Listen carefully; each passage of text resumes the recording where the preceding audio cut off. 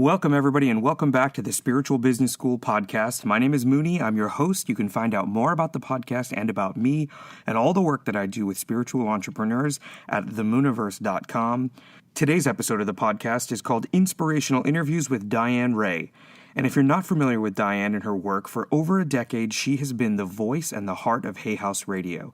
She's interviewed hundreds of spiritual and inspirational authors, including the late, great Wayne Dyer, the beloved Louise Hay, and many, many more. And chances are, if you're a fan of spiritual learning and you listen to Hay House Radio, you absolutely have heard her voice. And that's for people from all around the world and from all walks of life. So you can imagine the millions of people who've been affected by Diane and her work. So today I want you to join us as we reminisce about our time together at Hay House, some of our favorite moments working together, and discuss the future of the spiritual industry as we see it. You're also going to get Diane's tips and techniques on how to create inspirational interviews for your spiritual business, something you're absolutely going to have to do as you become a spiritual entrepreneur, whether it's hosting your own podcast, conducting interviews with strategic partners, talking to your clients and getting testimonials. There's a million different ways that you can use the skills we're going to talk about in today's podcast episode. And if you have any questions about anything that comes up during this interview, send me an email at podcasts@themuniverse.com. So that's podcast@themuniverse.com. And you'll be able to submit your questions. And then next week on our study session, I'll be able to answer some of them. So without further ado, here's the interview with Diane. I hope you love it. Here we go. I truly believe that we are spiritual beings having a human experience here on this earth. What you learn here could change the direction of your entire life. This could be the beginning of a whole new career for you. My name is Muni, and I'm a spiritual entrepreneur. Now more than ever, the world needs spiritual leaders, teachers, and guides. Are you ready to become one of them? If you're ready, I'm ready.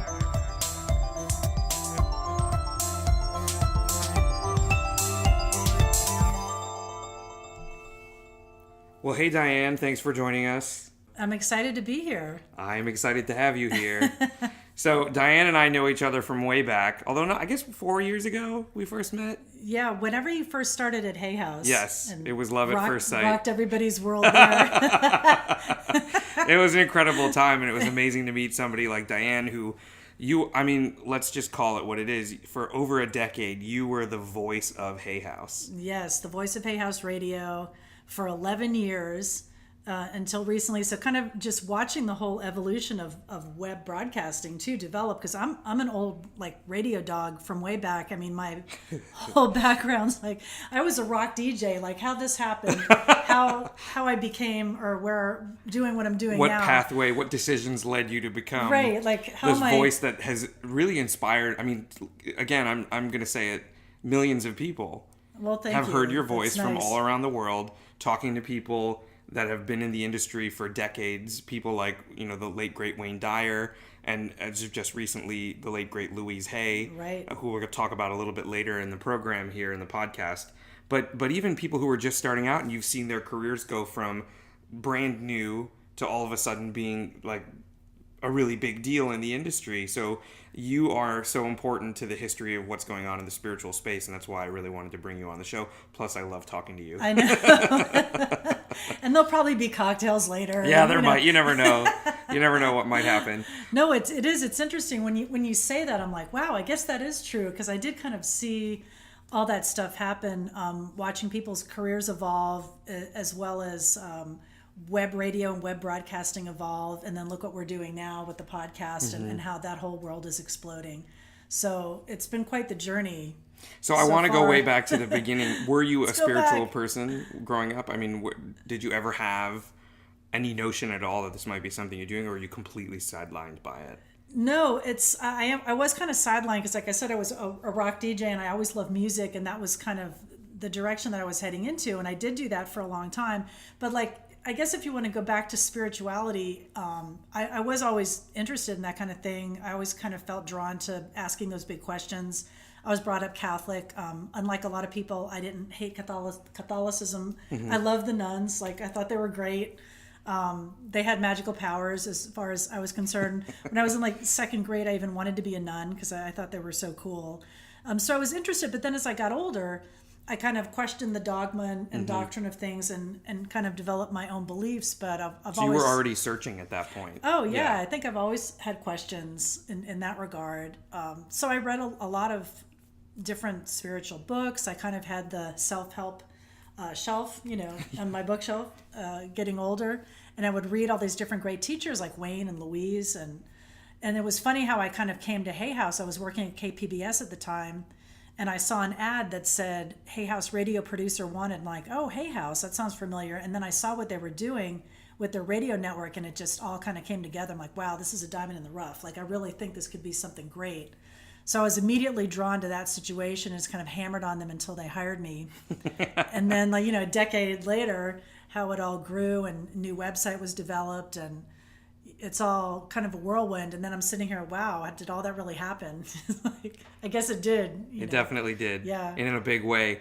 So I want to talk a little bit about Wayne, because you had a very special relationship with Wayne. How many years did you do that weekly show with him? I did. We did a weekly show every Monday for 8 years. Wow.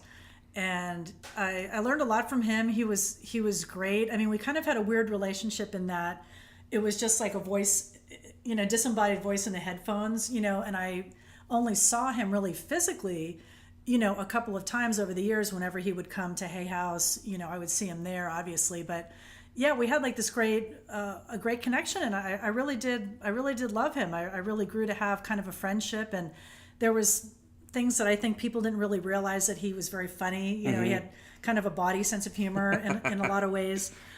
He would make jokes. He was also probably one of the smartest people I think I've ever met in my life. I mean, you couldn't really get things by him. Like, I would try to throw quotes at him and see if he would know. He always knew.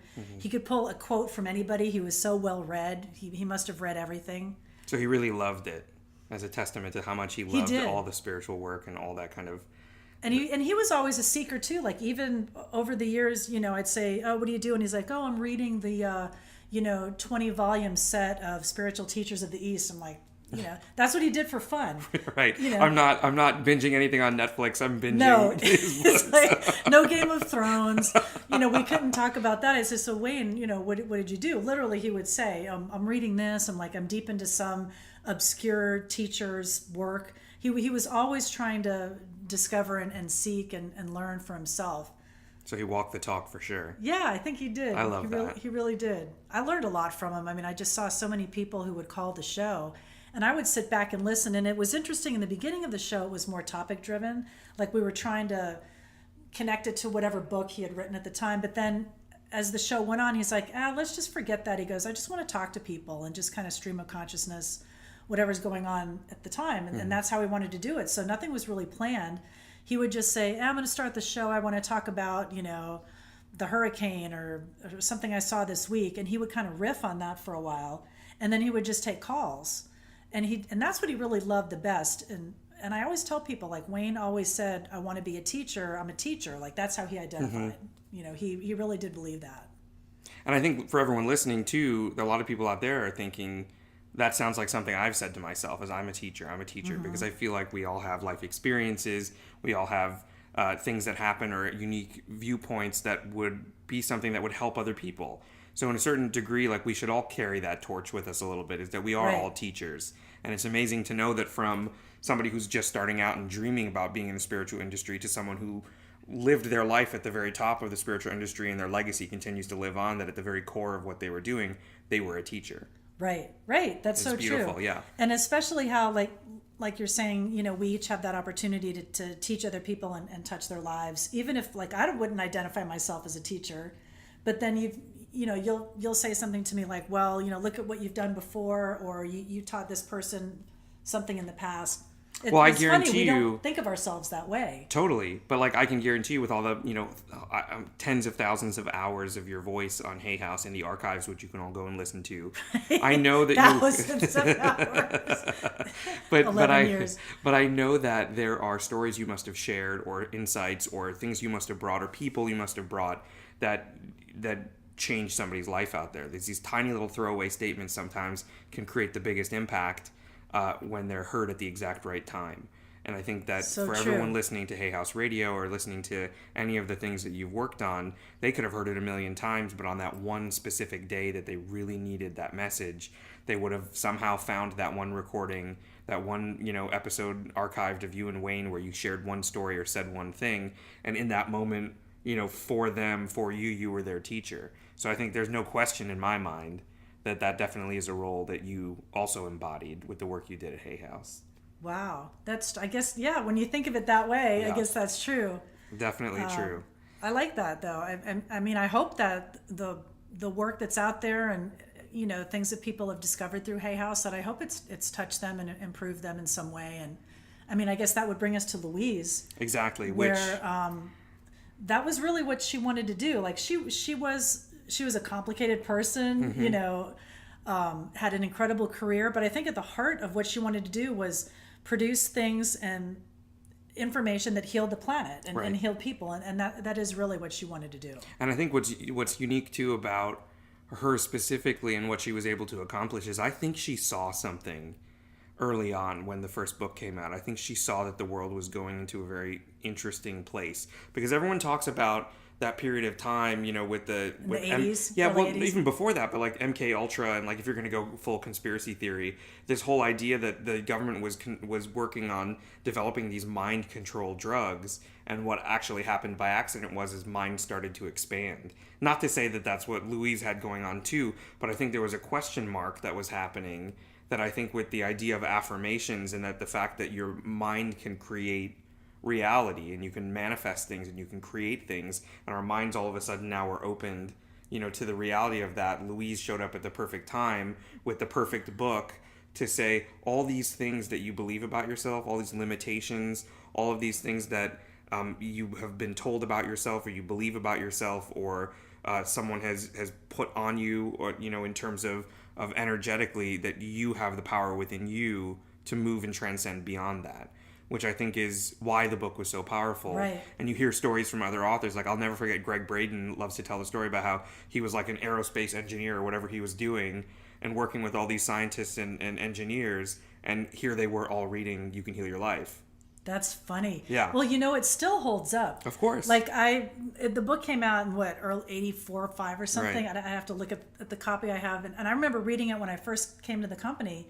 And then 10 years later, I was interviewing someone who is a You Can Heal Your Life teacher. They do workshops. This woman named Patricia. Mm-hmm. I forget her last name. But anyway, so in preparation for that interview, I reread the book. Mm-hmm. And it still holds up. Yeah. Like even after all this time, which is pretty amazing. And also I think it was the dawn of a new era of the new age and spirituality, Right. in a really big way, in an accessible way, I think, that people felt comfortable with. So we were both really lucky to have been able to meet her, work with her, directly, and then also be part of the larger picture at Hay House. But what were some of your favorite Louise stories? Louise isms. Well, I can just think of one that stands out where, she would walk her walk too, and that Yeah. if you said something and she perceived it was negative, she would call you on it. Even if you said it jokingly, she'd go, "Oh, don't say that. Say it like this." Like Right. she would change your sentence. Which for her, with the knowledge that she had that your words are so powerful and the things that you say Right. and how you say them are so powerful, it must have been really difficult when people would casually say like, "Oh, I'm a dummy," and you're like, "No, you really can't say that." Right, You know and what that I mean? was true. Yeah. She would do that, and you probably heard her I say do, yeah. similar things. And there was one I remember in particular where I was having back problems, and I was kind of limping around the office, and she was there recording something, and she goes, "Oh, you're not feeling supported. You need to do this affirmation to help you feel more supported." And I thought, you're right. I'm really not feeling I'm not feeling You're having a bad day. Yeah, and I was in a lot of pain with this sciatic thing. It was killing me. I'm like, oh my God, you're right. I don't feel supported. But she would come up with little tidbits to help you in that way. She did love giving people personal affirmations, and you always Yeah. felt like you were getting like $1 million advice from the universe when Louise Hay would tell you, here's the affirmation I want you to use. Right. Because I think the one she gave me was, everywhere I go, there's laughter and love, or something like that. And I remember thinking like, well, you that's do such a make great me laugh on a regular basis. That's true. But I just remember like getting that personal advice from Louise was incredible, that she would take the time to do that, because there were a lot of people in that office. There's a lot of people she met with every day or bumped into. So it always felt like a little special moment. The other one that I remember is because I started, way after Diane was there. I walked in and I think I went straight to an I Can Do It Toronto or something. It was the very first week I was working at the office. And so they flew me out to Toronto, and I happened to be on the same flight as Louise was, and she was sitting there chatting with somebody, and I just walked right up and said hello, and she was just so cool about it. And it was so fun because she had no idea who I was. She never met me before, and I just introduced myself and said, hey, this is what I'm doing. I'm so excited to be working with you. And then later in that event, they had actually put me next to her during the book signing to sell. She'd made these beautiful Buddha paintings, and they'd replicated them, and they were selling them to support the Louise Hay Foundation. And so they sent me up there with a table next to the booth, and they said, look, sell as many as you can. Maybe like you'll sell 12, no big deal if you don't. And so I took it as a challenge, and I knew she was there, and I knew she could see what I was doing, and I wanted to leave a really good first impression. And I ended up I think I sold all of the ones they had there. So like over 100 of those posters got sold, the big ones. And then I didn't know to the this. point where we were taking orders to fulfill the other ones because she had signed all the other ones. And after the event, we all used to go out to dinner together as a team, and Louise would be there, and the whole Hay House team would be there. And I was sitting next to my boss at the time, and Louise came over and said, I watched you today, with, all of my fans that were there at the book signing, and I just wanted to welcome you to the team and say how glad I am that you're here. And then she left, and I was like, oh, that's so nice of her, like, no big deal, like, what a great thing to say. And everyone at the table was like, that never happens. Wow. And so I was like, oh my gosh, that's so cool. So it was really neat to have had that experience, and at least actually, get noticed a little bit, which I thought was really cool. Yeah. Well, I think it always felt special if you got that kind of attention from her. Yeah. Because I remember too when I had first started there, and it was a Christmas party, and she just grabbed me by the hand and she goes, oh, we're so glad you're here. The radio station is going to be so great. And it was just really nice to have that recognition. It's sad. I don't think there's another teacher really right now that can kind of take that place or have that impact. Somebody listening to this podcast right now could be that person. Well, we need it. We do need it. And I think that's something that's a through line of everything I talk about, is the world definitely needs these spiritual leaders. Right. Look at all the amazing things that Wayne and Louise were able to accomplish. And then, there's no telling where they come from. There's no difference between the two of them and anybody else out there who has a message and a light within them that they feel like they need to share. And, Wayne went out and, knocked on doors to sell his books. And he did. Louise did all the amazing things that she did to get that book out there and to build this amazing home for spiritual learning and spiritual exploration. And that's not to say that somebody out there couldn't be doing something like that, or at their very beginning part of that path right now. Right. It's not impossible. I mean, and like you're saying, look at the beginnings of both Wayne and Louise. Wayne was an orphan, grew up in foster homes and poor, and, he didn't have like the greatest beginning. Mm-hmm. And neither did Louise, like pregnant at 16, not like she was some great scholar or anything like that. Yeah, nobody had it handed to them. Right, nothing. Yeah, nothing was handed at all. So, and they found a way to make it happen. And I think that's an encouraging thought for everyone who's starting out, who thinks like, oh, it's too big, I could never get there. But I think they must have thought that, and they pushed right through it at some point. Like, it wasn't an easy road for any of them. Right. And I think they've documented that. It's like, but they didn't give up, and they kept going. They believed in themselves. They believed in their message. And sometimes you get beaten down. And sometimes you get beaten down, and you have to change. You forget that. Yeah, you do. You were reminding me of that earlier, but you're right. Yeah. And for Louise too, I think, especially for women, like I just love the fact that I love telling people, oh well, Louise started Hay House in her 60s. Mm-hmm. Because for women we're so sometimes marginalized that we're of a certain age.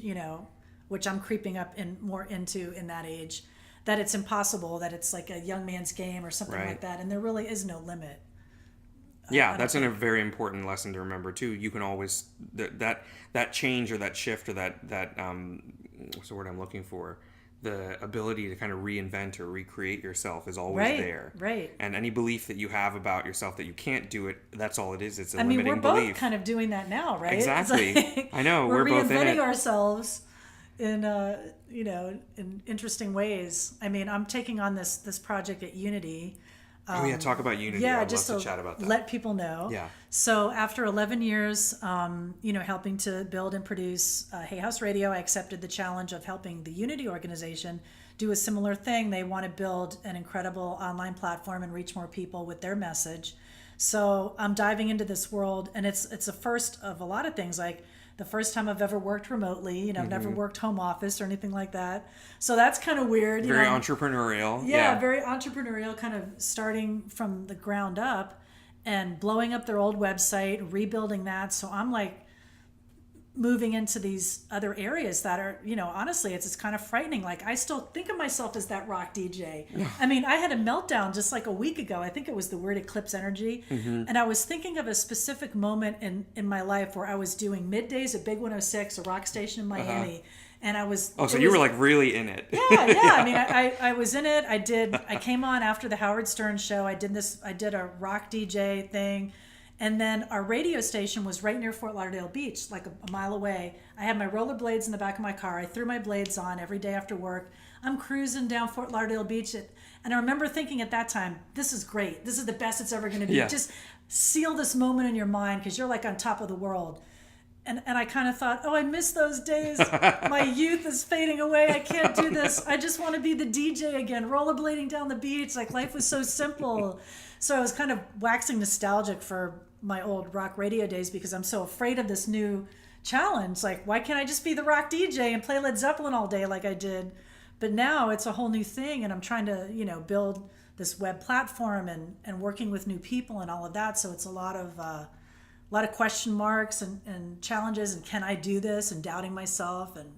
But I think as it comes back to like all the times that we face these challenges, because you're in a similar situation to I am. Right, you're launching a new thing too. This is, you know, the website's new, the stuff is new, and I've done it a million times for other people, but somehow doing it for myself is so much more difficult. And it really, I think, comes back down to the idea of this, you know, the split between, you know, everything you do is 80% psychology and only the 20% is mechanics. So it comes back to this idea from Louise and this idea from Wayne. It's like if you can hold that energy of, I know what I'm doing because it's me being a teacher, it's me influencing other people, it's me creating change in people's lives, making the world a better place, vibrating at a higher level. All of those things that could be part of your mission statement are going to bring you back to the core of what you're trying to do. And if you can feel certain in that core, then the mechanics of the 20%, you'll figure it out. Or you'll trust in yourself that you'll figure it out, or you'll find the resources to figure it out. But, you know, what Diane's describing, what you're describing right now is something that all of us go through when we're taking on a new challenge. And I think that the very beginning of it, and I think you're figuring this out, and you've known this for a long time. I'm starting to figure it out. Yeah, yes. But you've known this for a long time, and you can falter, because we all do. I'm guilty of it. But you know, and you remember that everything you have is within you already. All the it's not a matter of resources, as Tony Robbins always says. It's a matter of resourcefulness.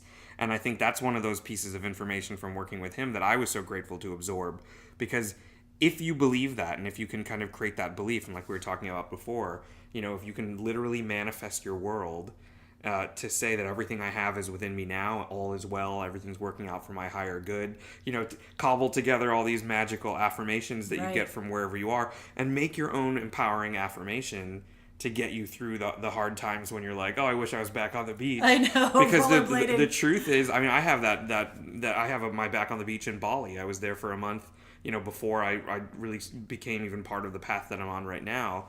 And I remember like being on the edge of this cliff and looking out over the ocean, and then being on the beach and seeing all these things and feeling so connected to nature. And I remember, same thing, it's like I'm taking a mental snapshot of this thing, and anytime I'm having a bad day, I'm just going to remember this. But then slowly, I think the days started to get better and better as I was moving more towards what it is I felt like I really should be doing. And so I don't rely on that snapshot as much anymore, I should say, because the picture in front of me gets more and more exciting as I get closer and closer. And I feel like with Unity, I'm really excited to see what happens there, because imagine how many people's lives you were helping to shape, you know, with content at Hay House. You could do even more at Unity. It's going to be so exciting. It is. And I can't be afraid of it succeeding. Like Marianne Williamson, another awesome teacher. Exactly. You know, I forget the quote. What is it? It's not that we're not afraid. What is it? It's a good one. And you better look on the shelf it. and grab the Marianne book and get that quote. No, our greatest fear is not that we're inadequate. Our greatest fear is that we're powerful beyond measure. It's always in there. But those quotes are always in there. It's just a matter of like relaxing for a second true, and recalling. Right? Because it's sometimes totally you're true. like, oh my God, I'm afraid this is going to happen. It'll succeed. Then what do I do? What will my life look like? What will I be? Who will I be? The reality is you're going to be exactly you. Right. And the circumstances that you're in are going to be even more of what you're attracting. So I love that quote. That's a great one. Oh, I'm glad I pulled it out. I pulled it out of my head. I've had so many of those moments where I'm recording on the podcast and I will be like, I was trying to remember the name of the movie Shallow Hal in one of the earlier episodes. One of my favorites. I know, but I was talking about the Tony Robbins experience, and so I was like, what is that movie? When this happens, and I'm sitting there, I'm like, oh, what is the movie? It's Shallow Hal. So I know it's one of those things, but that information's always there, kind of. It is. It's true. Like we do have the power within us to do it. We can't be afraid. And the other great lesson that I've learned too from like Wayne, Louise, Tony Robbins, so many great teachers, like when you are on the right path, like you are, like I know I'm doing the right thing. Yeah. I knew it when I accepted that position, that people are starting to come into my orbit, Oh yeah. And that's so true. Like that you will get the help that you need, and just to kind of trust that. Yeah, there's I call it the cosmic breadcrumbs. Right. Right? So it's like everything will start that. to happen. You just got to keep looking for them. And the more you move in the right direction, and the more these little breadcrumbs that you find, you're on the right path. And that's in the form of, like we were just discussing before, like people reaching out to you out of the blue. Right. Because of something that they heard, or they just had a feeling, or they had like a moment where they're like, hey, I haven't heard from Diane in a while. And then some amazing opportunity comes in front of you, or some clarity of purpose, or some sort of small little piece of the puzzle that you've been looking for falls into place. And, I talk a lot about how on the podcast, I love when people go and rate the podcast on iTunes, or they share it with their friends. It's almost like an investment in your own success, because we have an online community, we have all these amazing resources, and if you were to, share this out into the world, you never know who's going to find it, follow their own trail back to the website or the community, and they could be the person that you absolutely needed to meet, or the person that was going to give you the inspiration to write your book, or someone who was going to share a story that was going to remind you of how powerful your story is, or any number of things that could happen. But like the investment in it, of getting the word out about something you love, is that you're going to attract more people that also believe the same things. And that's what I think the power, of the podcast and of online communities and Unity, what you're going to turn Unity into is Unity is going to become similar to what Hay House was, that it's going to be this place where everyone can follow their way back to this amazing center for spiritual growth and awakening, and then turn to the right and turn to the left and realize that they're not alone. There's millions of people out there that are on a similar path, whether it's a few steps forward or a few steps back or a little to the side. But the reality is we're all kind of moving in the same direction together. And it's important to remember that as you move forward in your spiritual business, or in any project that you're undertaking, or your own personal self-exploration, to realize that you're not ever alone in the process. I know, and you can feel so alone too. And I really hope that people do check out, the Unity message, because I didn't know a whole lot about it until I started working with them. And, all I knew was that a lot of Hay House authors got their start at different, Unity churches and spiritual centers and things like that. And it really is a cool message that I think now, even though it's an old organization, it's over 100-something years old. The two people that originally started it, like in the late 1800s, with the whole New Thought movement, Christian Science and things like that, Church of Religious Science. I think there's a really valuable message with Unity, like you're saying, to kind of bring everybody together with not so much, guilt and hatred and judgment and dogma and fear. That we're seeing now, which is rolling around in rearing its head in our society and culture right now. I definitely agree with that. It's scary with that, but what I've come to think about that, I think that that's all in its right time too. Like Carolyn Mace used to talk about the divine chaos, and I've heard other people too, Andrew Harvey, that this is kind of happening for a reason, right? It's a correction, because in reality, if you look at the bright side of kind of some of the things we've experienced, more people are becoming aware, right? Mm-hmm. More people are reading the news. More people are getting involved. They're tuning calling their congressman, angrily. Well, expressing themselves and using their words in a form of affirmation. I mean, that's the thing too, is I think everybody's always wondering, what can I do? What can I do? What can I do? And you're totally right. It's speak up, put it out there. Yeah. And this is true for anything. And it's true for self-expression when it comes to your business or your message or your career, or even just standing up for yourself in relationships or at work or whatever. It's like, be heard. I can't imagine that all the work that Louise did and all the work that Wayne did and all the teachers before, Debbie Ford, all these amazing people that we've been able to work with and meet, that it was all for nothing. So rely on, I guess, those the energy that's dissipated back into the system from these amazing leaders, Right. and know that Take they're it all forward, they're right? all they're all a part of us now. And I think that's the exciting part about, when you think about moving forward, which is exactly what you're saying, is that now you've got a little bit of Louise, you got a little bit of Wayne, and all those amazing teachers that have come before them kind of riding along with you as you embark on all these new journeys. I know, it's exciting, isn't it? That's great. So we're going to take a break, and then we're going to come back and we're going to get some really in-depth advice from Diane on how to conduct an inspiring interview. So we'll be back in just a little bit after this break. This episode of the Spiritual Business School podcast is brought to you by the Mooniverse. If you're a spiritual entrepreneur and you've been looking for a way to launch the spiritual business you've always wanted to have, come on over to themooniverse.com and find all the resources you'll need to start your business faster and easier than you ever thought possible. When you sign up for my newsletter, you're going to get access to my Spiritual Business Startup Guide. It's a downloadable and printable chart that covers 6 key areas that you need to focus on if you're going to make your spiritual business a big success. So come on over and see what we have going on, join our online community on Facebook, subscribe to the podcast on iTunes, and take an exciting new step on the journey to becoming the spiritual entrepreneur you are destined to be.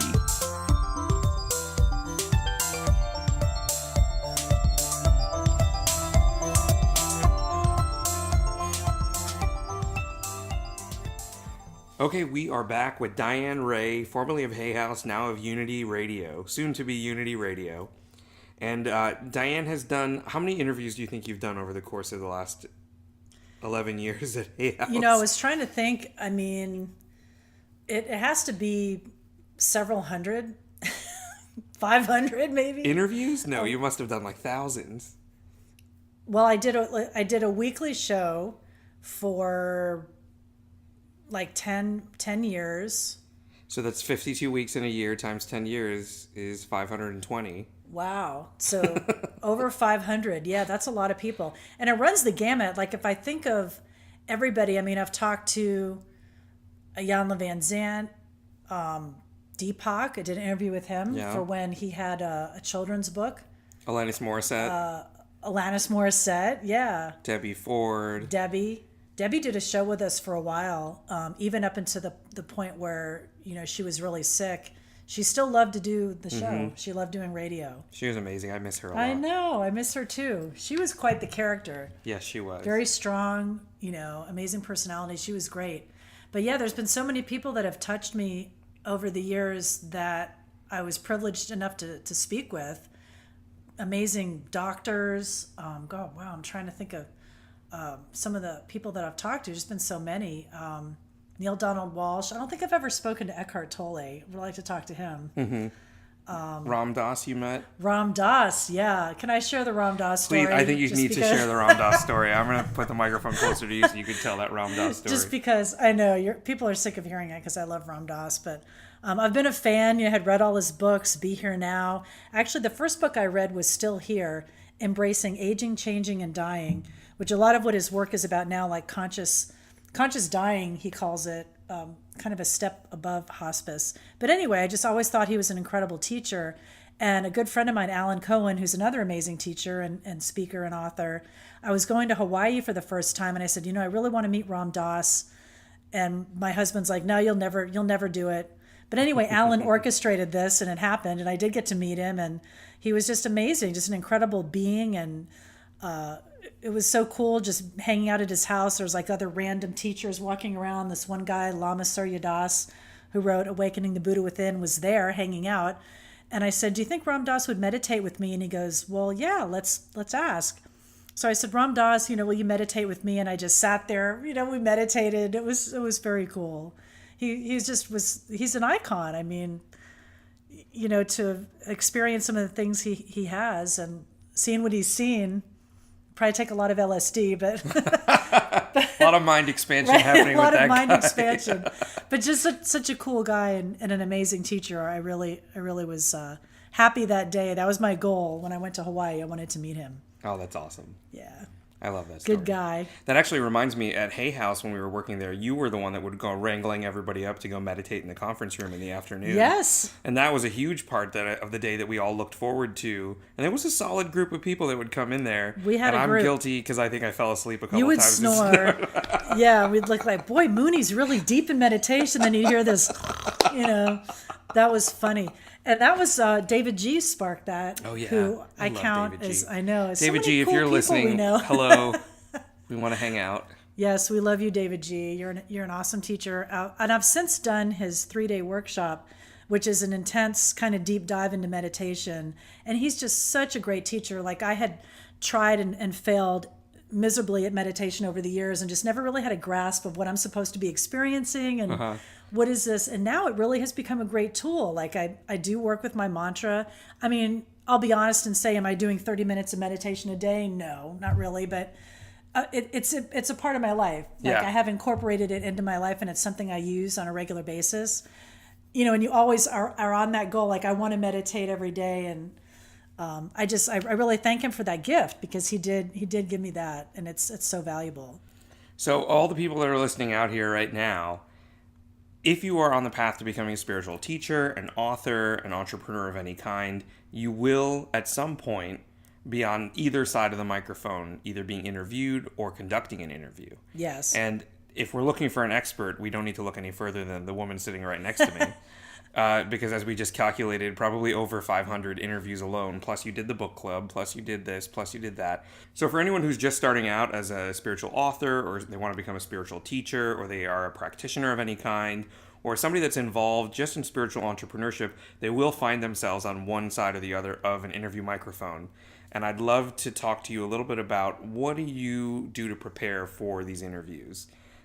What are some standard things that people could use, some little tips and techniques that you could share with people? Okay, well, I'd love to share a couple of things that I've gleaned over the years. And you're right, like, so many people are jumping into podcast and getting into that world. So there really are some things that you need to know, because I hear people doing it badly on other broadcasts that I have heard, other podcasts. But there's some simple things that you need to do. And I think, first of all, is you want to remember that it's a conversation, and you want it to be casual, comfortable, and conversational. So you don't want to go into something with, I don't know, I guess maybe too intense of an energy or something like that. Like, I think you want to keep things open and flowing. Yeah, it can't be too rigid. You can't be like, well, I have these 10 questions and we can only talk about these 10 questions. Right. It's got to have its own flow.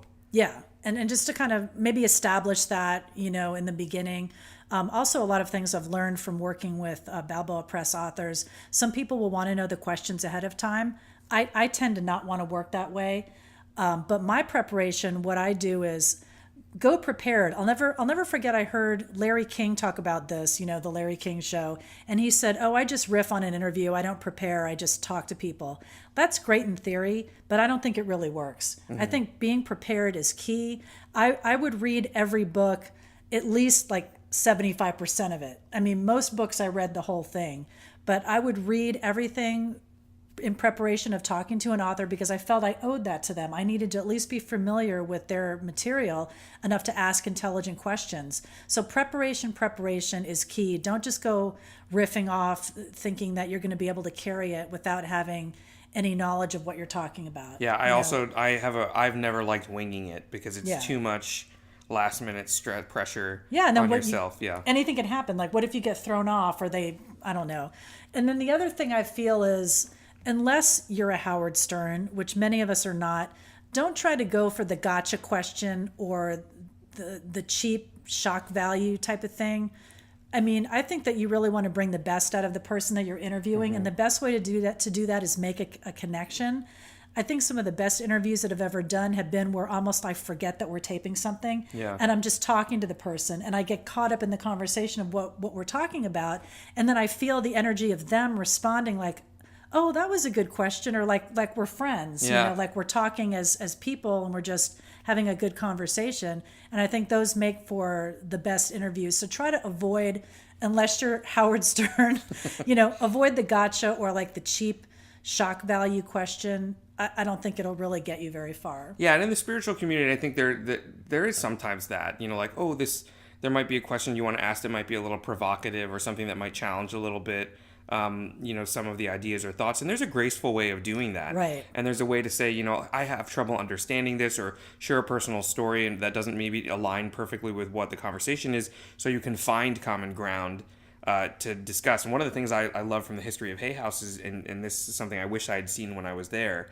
was at the I Can Do It events, they used to take two totally different authors, and then, Diane, you would interview them on this couch at the event, and it would be people that, just as far away from each other as you possibly could in the spiritual realm, and you were so great at being able to help them find some commonality in their very different belief systems. Those were fun. Yeah. I enjoyed doing those, and really we were just ripping off Iconoclast, the show where they would do the similar thing. But it's been done before. But the thing is, you would get the best.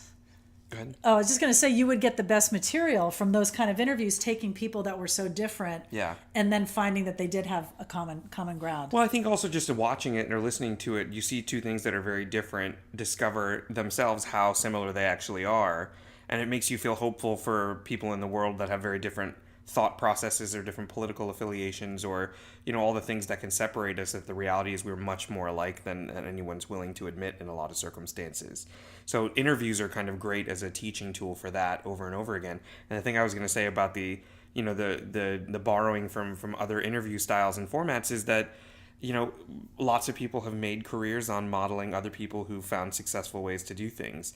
And so if you're you're struggling with what kind of questions to ask, you're struggling with the format of the interview, or you're struggling with any of those pieces, look to those great people. Go listen to some of Diane's old interviews to pick up some tips and techniques. Listen to how she's asking the questions. Like, pay attention to some of the things she says and does. Even how you steer a conversation back in the direction that you want it to go in, which is a valuable skill to have, which I'm sure you have a lot to say about. Because things can go, especially in the spiritual space, I feel like your conversations can go way off course sometimes. Off the rails. that has happened before. And to try to be able to reel people back if you feel that the conversation is just going off in some kind of weird direction. And that's just paying attention, listening to what they're saying, trying to keep the conversation on course and keep going, just trying to keep the conversation going. And one mistake that I do sometimes is where I'll have questions written down and they'll be answering the question, but yet I'll be looking at the next question ahead of time, and then I'll get lost, and they'll stop talking. Like, well, what did they say? Because I wasn't paying attention. Pay attention, like be in the moment of what you're talking about, instead of thinking about, well, I want this next great question to happen. So it's a juggling act, really. It's kind of a delicate balance, because you want to keep it on track, but yet you want to be present and pay attention to what's happening. So it's a skill it's a skill you have to learn, just like anything else. Right. And the more you do them, the better you'll get. And I also think it's important to find your own voice. And that was something that I had to learn early on in radio, because when I started in rock radio, I guess when I first started doing air shifts was like Winger, Slaughter, those bands. What was that? Like 90s? I'm like dating myself. Pearl Jam had a big hit, like their first album. But I felt pressure being a woman in radio, that I had to be like, I'm the tough, hot chick and all that. Like, I had to have a persona, and it was just dumb. It wasn't authentic. No, me trying to do that came off dumb. And I thought, well, what do I really like to do? Like, I like talking about music and kind of nerding out with people. I worked in record stores. So my thing was more like being kind of the musicologist, being able to talk with people on more that level than being like, the hot rock chick, here I am hanging with Skid Row or whatever. Those were the bands that were hot then, But I had to come to the realization of who was I, what was my personality and persona, and to be authentic. Yeah, and the easiest thing to do, it doesn't take much preparation to be yourself. Right. So that's like an easy way of looking at it, is that, the more of you can bring into it, and that means your own stories, your own perspectives, some of the, I've shared some embarrassing stories on this podcast even, and I'll probably continue to do so, but there's power in all those stories, plus it's authentically me. And I want everyone to kind of have that feeling like, that there is an alignment. Yeah. And you are, you're connecting with somebody, and who knows what you guys are doing when you're listening to this. You could be gardening, you could be sitting in a car listening to it, you could be, at work, you could just be relaxing. There's all sorts of different things you could multitask while you're listening, and you should be entertained. We all learn more when we're entertained. Right. And I think we're more entertained when you're listening to something that's real and authentic. Right. No, I agree. Find your voice, find your authentic voice. Preparation definitely is key. Have a focus. If they're talk to the person before, find out is there something they definitely don't want to talk about. Right. Stay away from that. Find out what they really want to talk about. And you can just really get to the core and have a real honest conversation. And I think the other thing too is that it's that rapport piece of it. It's the more you have a chance to talk and meet to these people before you get on air, the more chance you'll have for a little bit more rapport, as opposed to going in cold when you've never talked to them before, or you've only communicated over email, or you never met them in person. Sometimes it takes a little time to get there, right? Which can be tricky. And I think on this podcast, because I'm usually friends with everyone that I brought onto it, the rapport is already there after years of friendship. But when you're interviewing somebody, or you're being interviewed by a media outlet, or somebody on a radio station or for another podcast, and you don't have that rapport, some of the things that you can do are talking about things that you really enjoy, or just sharing a little bit about yourself, or feeling confident sharing that story about yourself, and not being, timid. And don't feel timid to say, well, I really this and really that.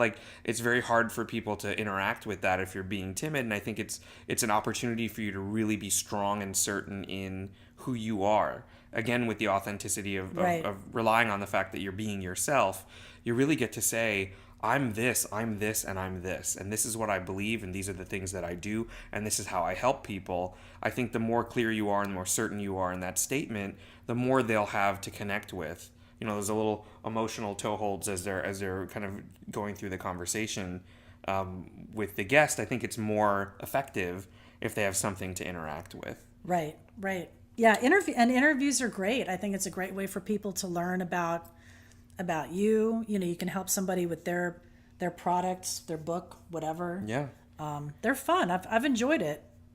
I'd like to continue even talking more to people, doing more interviews. So what are some ways I think people could start practicing interview questions? Because I know I have, as a kid, I would always interview my stuffed animals. And then later on, when we figured out how to get a microphone into the tape deck of our giant no CDs, tape and record player tower, we would interview each other. And we found the tapes of all these things of interviewing my brothers about what was happening in the neighborhood, and interviewing my mom about what was for dinner, and interviewing my dad for, whatever my brother got in trouble for, stuff like that. That's great. So it's fun to go back and listen to all of those things. But if you've never done any of that, or you've done that a long time ago and you haven't done it since, what are some practice things you could do? I mean, you could just call up your friends and say, hey, I need to practice. Sure. Or find somebody that needs some help. There's so many people that are doing podcasts. I'm sure there's someone you could practice with. I think one good thing to remember too, if you're just starting doing interviews, try to avoid a yes or no question. Oh yeah. Where they're just going to say no, and that's it. do you think about that? Yes. Right. You definitely want to stay away from those. Try to get them to elaborate more. Well, why do you think that? How so? Yeah, leading questions, things that you can follow up on. Well, tell me more about that. Yeah, tell me more about that is one of my favorite things to say, tell me more about that. Or what does that really mean, in this context? Or for me, this is what I'm hearing. Is that, am I getting it right? That's the other one too that's really interesting, is because sometimes when someone's telling you something and it's a little amorphous, which can happen sometimes, you can say, okay, so what you're really saying is, break it down. Yeah, like this, and this. And they're like, well, yes, but, and then it keeps the conversation going, which I think is really powerful, instead of it stalling out while you think of what to say next. Right. And then, because I've had that happen too, and I had to tap dance, a little bit to try to keep the conversation going. That's usually if it's something, or in the past it's been if it was really sciencey or something that was beyond my little pea brain level of comprehension. Don't say that. Louise would be upset with you. What are they talking about? This is too, or if you're talking to someone like a Bruce Lipton or, epigenetics, I'm like, what? So yeah, it's interesting. It's a delicate balance, but, I think those are some good tips people can work on. Just starting out. Yeah. And I think the more, again, like we said, the more you do it, the more you practice. And you could practically interview everyone every day when you're having conversations, or asking them how, if you say to somebody, hey, what'd you do this weekend? That's an interview.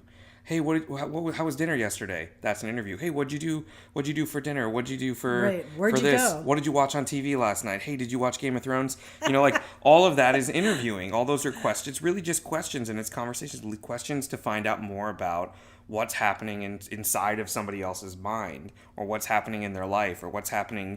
What are their opinions and thoughts on things that we've all witnessed and experienced. So I think if you keep that in mind, it's just a conversation. It's an opportunity for you to connect and be able to interact and see how similar you are with the people that you're talking to, and how you can find common ground. I think that's a great way to view interviews and make it not be overwhelming or scary or inaccessible. It's really something that we're all naturally doing all day, every day. We are. I think we're all naturally curious. Most of us, some more than others. It's funny when you're talking about interviewing, just in your interactions with people. Like you could ask my husband when I ask him, so you talked to so-and-so, what'd they say? Oh, nothing. And then I'll say, and they said what? Like I'll want like an exact replica of the conversation. Well, then what did they say after that? What happened then? I don't know. Leave me alone, But that's happened before too, so it'll take over your life. You'll be interviewing everybody. I'm doing now. Right. I called you up like 3 days ago. I was like, hey, I'm coming down on Friday. We're going to do a podcast interview. And that's what it eventually becomes. You can do these interviews once you kind of have your internal systems and processes and what works for you in place.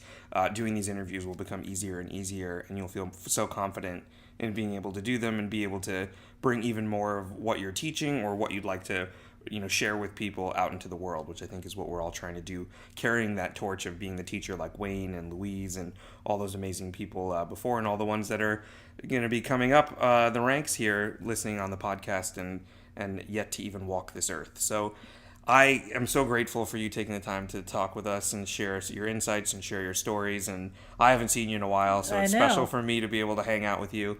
I'll keep you posted on my developments, my successes. Please do. And if you're looking to hear more from Diane, you're going to find her at the archives at Hay House. You'll find her on Unity coming up real soon here, and a lot of other places in between, especially here on the podcast. And we might have some other things cooking for you coming up here soon, so definitely stay tuned. Once again, thank you so much for being on the podcast, and thanks everybody for listening. Any final thoughts you want to share? Thank you. Thanks for inviting me into the Mooniverse. Of course. I don't know what I could say after that. That's the best. You could compliment me on my interviewing skills. Your interviewing skills are fabulous. Perfect. All right. Thanks, everyone. Take care.